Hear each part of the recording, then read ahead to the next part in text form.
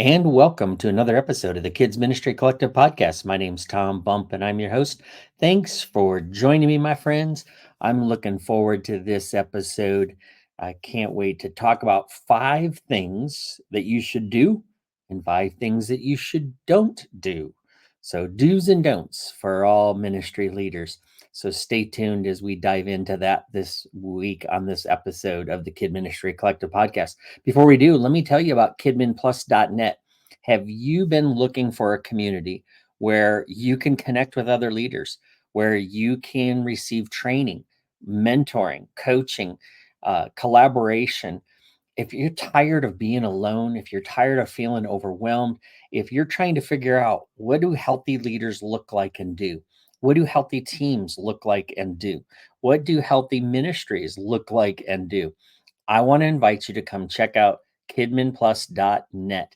You can search for it, just kidminplus.net, search it in. You can go there. You can even, for right now, as a podcast listener, get a 14-day free trial where you can come join us in the community. We've got lots going on over there. There's more being added every month. A brand new toolbox which is a download, a usable resource, something to help you with healthy teams or healthy leaders or healthy ministries, because that's our three-part framework. We believe healthy leaders lead healthy teams that build healthy ministries that will impact your community and the world. So if you've been looking for something like this, come check it out. We highly recommend it. We'd love to have you be a part of the community that you need and that needs you. All right, let's dive into this week's episode of the Kids Ministry Collective podcast as we talk about 5 do's and don'ts for ministry leaders. All right. Well, ministry leaders, maybe you're just starting out. We have been seeing a lot of brand new to ministry leaders joining the Kid Ministry Collective Facebook group. We've seen a lot of new listeners that have found this podcast and have shared that they are new listeners and new to ministry. And so, first of all, thank you for joining the world of KidMin. Thank you for being part of children's ministry and for making an impact on today's church. What you do matters, you matter, and we're glad that you're part of our community. We want to see more and more leaders come on board because there's still a shortage of leaders around, and there's still too many churches looking for leaders to step in. But I was asked recently, could you give me some do's and don'ts? So I thought, hey, why not share this with the podcast audience? So here are 5 things. Whether you're watching this by the way, on our YouTube channel, you can go to Kids Ministry Collective, search for it in YouTube. You can watch this if you really want to watch it, or just listen along on your favorite podcast app like you're currently doing. Okay, so 5 do's and don'ts. Here we go. Do. If you're going to start and stay in ministry, you need to find your organizational rhythm. You need to get organized in a way that fits you and your personality style. So you need to get a calendar and a planner and get going. Putting everything down on a calendar is vital. You need to know what church events are happening, what youth events are happening, what kid ministry events are happening. If you're brand new to ministry, you need to learn, what does the calendar year look like? Go back and look at last year's calendar so you can see what the church did last year, and then look ahead for the rest of the year. Get ahead of things and look ahead to see what's going on. If your church isn't organized where you share a whole calendar, you need to help facilitate that. Lead up and say, hey, we need to get everything on the calendar so everybody knows what's going on, so we don't plan events, especially when you're in a smaller to medium sized church. You don't want to over plan things where you're wearing out volunteers, because a lot of times volunteers are serving in multiple locations and multiple ministries. And we've got to be better stewards of the people we're leading. So make sure that you find your organizational rhythm. Now, if you struggle with this is where a coach can come in handy. I struggled with finding my organizational rhythm for years. I was a piles, not files kind of person. I always had a 5-minute rule. If I could find it in a pile, I didn't, in 5 minutes or less, I wouldn't have to worry about cleaning my office. But if I couldn't find something in 5 minutes or less, it was time for me to reorganize my piles. And everybody used to laugh at me. I had a fellow pastor who tried to show me his system. He had a running Word document with all his tasks on it. This thing was thousands of pages long because he just kept adding to it. Um, but that's where he brain dumped all his ideas, and he had a certain way of doing things, and he tried to teach me his method. Well, that wasn't going to work. I went out and got David Allen's book, Getting Things Done. I spent 3 days. I took 3 personal days, went out and bought all the colored file folders and created this whole system that he recommended in his book. And as soon as I got it done, I was so overwhelmed by it that now I just have a lot of colored file folders and I don't use any of that system. But I finally found what worked for me: brain dumping all my ideas, putting deadlines to them, putting them on the calendar, blocking time for me to work on certain things, and picking 3 things a day. I now teach leaders. If you're interested, I have openings in kmccoach.net. You can go schedule a clarity call there. I would love to help you find your rhythm, because it's important. You need to have a system to stay organized, to stay ahead of things. Whether you're a high detailed person or whether you're not, and you're more like me, where I like to go Mach 3 with my hair on fire and stay flexible and loose, I found a system that works for me, but also doesn't frustrate those around me that need to see the smaller steps and details. So do get organized, do get a calendar and find your system and stick to it. Don't worry about what anybody else is doing. Don't try to compare what anybody else is doing. Don't try to take someone else's system and make it fit you. You need to find your system and make it work. So you're probably going to take a few things from other people and make it your own. And that's kind of what I've been working on and doing myself. Second, do build a team, even if it's one other person. If you're in a small church, find your one, or find two, or find three, or find four. If you've got multiple services, you're going to want to set up teams for both of those things. Find your few, build a team around you. Have a check-in team and first impressions team. Have a supply team that works on your supply stuff. Have a VBS team. Have a Sunday morning team. Have a midweek team. Build your teams and build key point people that can lead those teams so that you are coaching and encouraging and supporting them and not doing everything alone. Uh, we'll get into more don'ts in a little bit, but you do need a team. God created us to be a team. Jesus himself recruited a team and used the team and leveraged the team and then empowered the team and sent them out.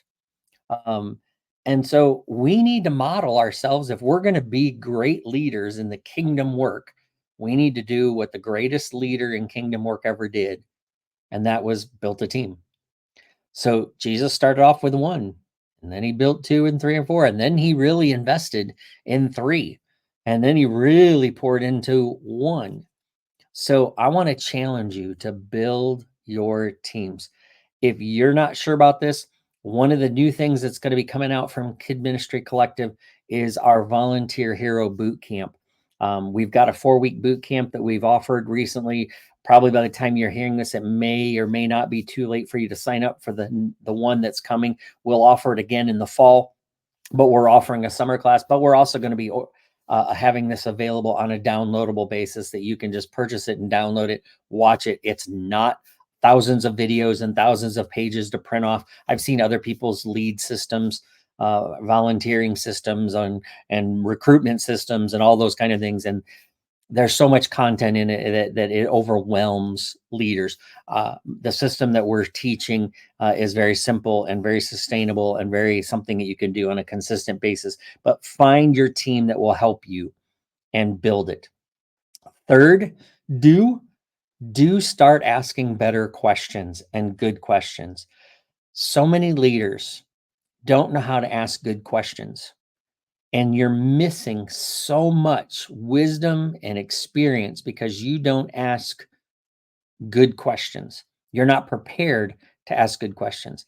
When I go to conferences, I have on my phone a list in my notes app. I have a list of questions that I'm always ready to ask leaders when I get a chance. So when I get around high tier leaders, high level leaders, I've got two or three questions I'm ready to ask because I want to learn, I want to grow. And if you're going to be a successful kingdom building leader, if you're going to make an impact on your team, on your ministry, on your community, you need to be asking great questions. You need to have that curiosity. And so you need to be asking why more than how. So many of us are focused on how do you do this? How do you do that? But what about why? We need to be curious enough to go, why do you do that? And why do we need to do this? And then start thinking about the what and the hows. Many leaders make decisions based off of bad information, and then they wonder why it went wrong or why people didn't sign up. Well, have you ever asked? Have you ever asked why people don't support that ministry anymore or don't come to that event anymore? Have you ever asked why? Let me tell you, if you've got people that don't want to serve, if you're struggling with volunteers, here's a great question. Why aren't you serving in children's ministry? Ask people why. Or if they're leaving and they don't want to stay on your team anymore, why? Ask questions and listen and keep a file of those answers. I can guarantee you, you will become a wiser and you'll have more resiliency going down the road when you start learning how to ask better questions. Number 4, I've got 5 do's and I'll have 5 don'ts. Get your priorities and your boundaries defined and on paper. I know so many leaders who say, "Oh, yeah, I have boundaries. Oh, I have priorities." And then they wonder and they struggle. They start posting about how discouraged they are, how worn out they are, how broken down they are, how underappreciated they are, how overworked they are, how underpaid they are. Well, let me tell you, a lot of times when I start digging in, when I'm working with somebody and restoring leaders, uh, we ask about priorities and boundaries. And oftentimes people have never written them down. Let me tell you, when you write something down, it defines it, it makes it a lot more permanent, more sticky, more sustainable. But if you just got your priorities and your boundaries in your head, yeah, that's more wishful thinking than it is a real guardrail to going in the wrong direction. You need to write down what your priorities are, what your boundaries are. What does it look like for your best yes to be said? What's your to don't list? Do you have one? A lot of us have to do lists. I learned this from Jim Weidman, my coach. You got to have a to don't list. And I've had a to don't list for years, and I teach more and I coach leaders to have a to don't list and learn how to say no. You can't say no to things if you don't know what your priorities and your boundaries are. You don't know what you're very good at and the best at and what you should only do. You don't know what fills up your bucket versus what drains your bucket. If you don't have it straight, it's no wonder you're struggling and you're discouraged all the time. Number 5, you need to get to know your leaders, both above you, beside you, and behind you. You need to get to know people for who they are, not just what they do. A big mistake I see leaders leading is they're leading in a positional way where they have the authority, they have the position, and it's more about what can you do for me than, hey, I care about you and who you are. One of the things I've always had a humble pride about is that I've always told my team it's family first. Don't ever apologize for taking time off because you have a family thing to do. I don't want to hear your apology. You don't need to apologize. That's a good priority to have. You're married to your family. You have your family. You're married to your spouse, I should say. You have your family. They are your first ministry. Don't apologize for serving them first. But you have to get to know people and know what they're doing and how they're feeling and know when they're up and when they're down. Know how to talk them off an edge when they get onto the edge. If you don't spend time outside of ministry getting to know your team and your leaders, When's the last time you've taken your senior leader out for coffee just to say, "How you doing? How can I pray for you? What can I do to serve you more? What can I do to help you have greater confidence in what I do?" Have you ever asked and have you ever taken time to get to know them and their families and how they're doing, what their dreams are, what do they do for fun and their hobbies? If you haven't, I challenge you to do that. All right. So there's 5 do's. Get organized, get a team, start asking good questions, get your priorities and boundaries straight, and get to know your leaders. Now, what I say don't, and I hate finishing with the negatives, but we're going to do it anyway. Don't start making changes just to make changes. If you're a brand new to ministry leader, don't come in. I know you may come in full of ideas and you're going to change the world. Be very careful. A huge mistake I made was going into one of my first ministries and started making all these changes because I knew best. I was the professional. That's what they were hiring me for. I was told you need to come in and make some change. Well, I did. And I ticked people off and I had people quitting. I had people going to the senior pastor complaining about me because I just came in like a bull in a china shop and started changing stuff left and right because my ideas worked in the last church. They should work here too. I didn't take time to learn the culture and the community. I hadn't learned the history. I hadn't learned the church calendar. I just came in and started making changes. I never stopped to ask why. Why do you do these things? And are they working? Are they effective? Why do you still think they're effective? Or why do you think they're broken? Why do you think that this should be changed before I make a change? They may be even saying this is a good thing to change, but have you asked why? Or do you just come in and change it? Be very, very careful about just making changes to make changes. Don't do ministry alone. You should always have someone around you doing ministry with you. Invite people in. Stop thinking that, oh, they're so busy. They don't have time for this.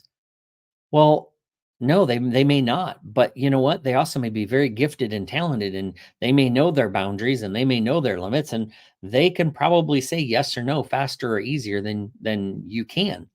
So don't say no for them, but don't do things alone. Invite people to use their gifts and talents for the kingdom. That's a gift you're giving them, to use their gifts for the glory of God. So don't just assume that they don't have time or that they're too busy or they'll say no. Go ask, but don't just do things alone. Stop convincing yourself that nobody cares as much as you do. That's pride and that's arrogance. Again, that's a mistake I made early on, thinking I had to be the do all, that nobody could do it better, or it would take too long to train somebody, or everybody was too busy, or nobody cared. Yeah, I did a lot of things alone and I wore myself out. I made myself discouraged. I made myself alone. People wouldn't volunteer because I was already in the way and they knew I had it. I wasn't going to give it away anyway. Third thing, don't lose curiosity. Whether you've been in ministry for 3 weeks or 3 years or 30 years, don't lose your curiosity. Stay curious, my friends. Stay in that learning mode and finding out how can we always do this better. Even if your programs are running great and your teams are full, you should be curious enough to go, what could we do to make it even better? How do we help this next family grab onto home discipleship so that they can be the primary faith givers at home? How do we do that? What do we do? How do we do that? What can we do? Not what can't we do? How about we try this? What if we did that? Stay curious. Stay curious. Don't say yes to everything. If you are worn out, if you are discouraged, if you are feeling overworked, is it because you've said yes to too many things? Again, this is where the to don't list comes in handy. An exercise that I encourage you to do, and I do this with coaching clients that I work with, is make a list of all the things that only you can do. And then go through and ask yourself, why am I the only one that can do this? And am I really? Two good questions. that if you're honest and you're humble enough and you let the Holy Spirit speak, there's probably a lot of things on that list that will come off. And then when somebody comes to you and says, "Hey, can you do this? Can you help with?" Before you say yes, you look at your lists and you go, "Okay, if I say yes to this, I'm going to say no to something else because I can't say yes to everything." You just can't. Jesus said no to things at times. He said, "I've got to walk away. I've got to go rest. I'm done." He took breaks, he took naps, he rested.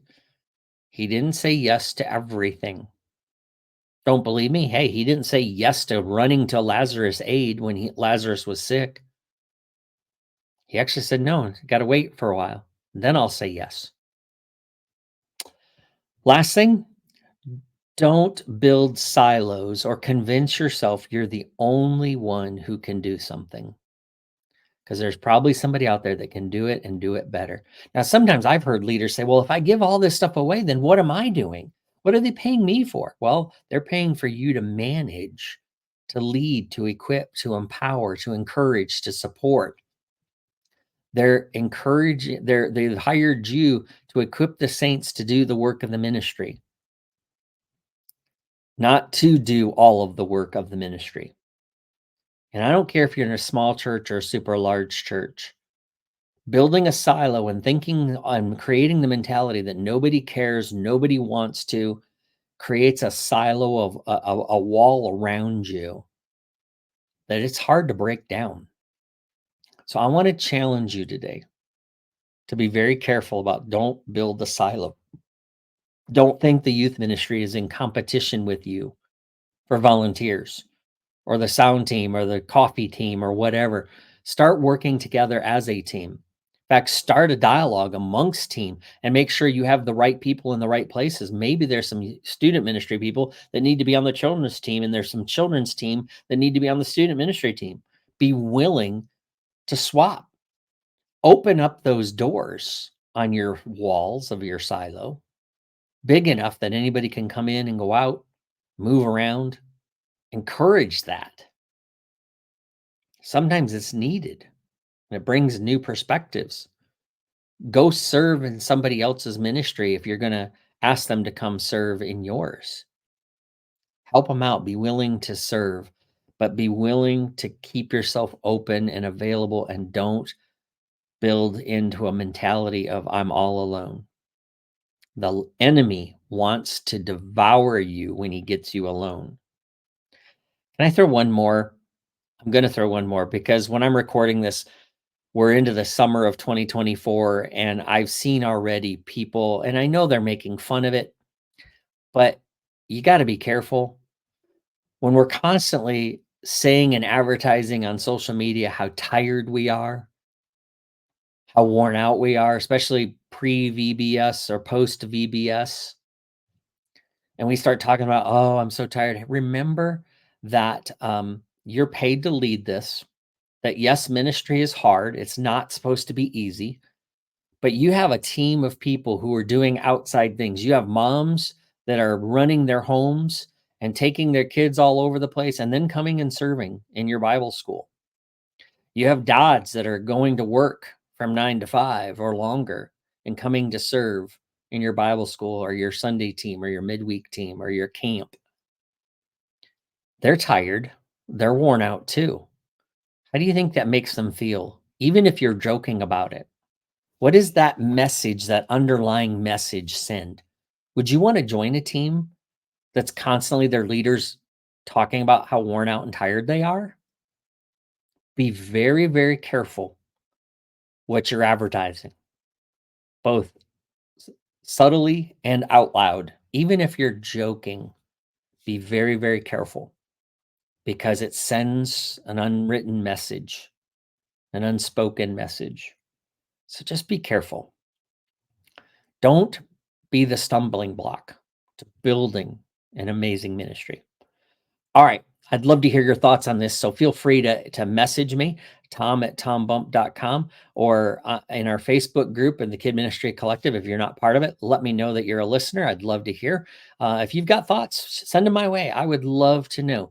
Or if you've got some ideas, topics, questions that you would like answered on the podcast, or a guest you'd like to hear from, feel free to shoot them my way. We're sending out more podcast invitations this week because we want more guests to come on and share with you wisdom on that. So God bless you, my friends. If there's anything I can do, remember, check out kidminplus.net, kmccoach.net, or restoringleaders.org, where all of those things are here for you. God bless you, my friends. Stay strong, stay focused, stay in the ministry, and go make a difference. We'll see you, and stay tuned for another episode real soon.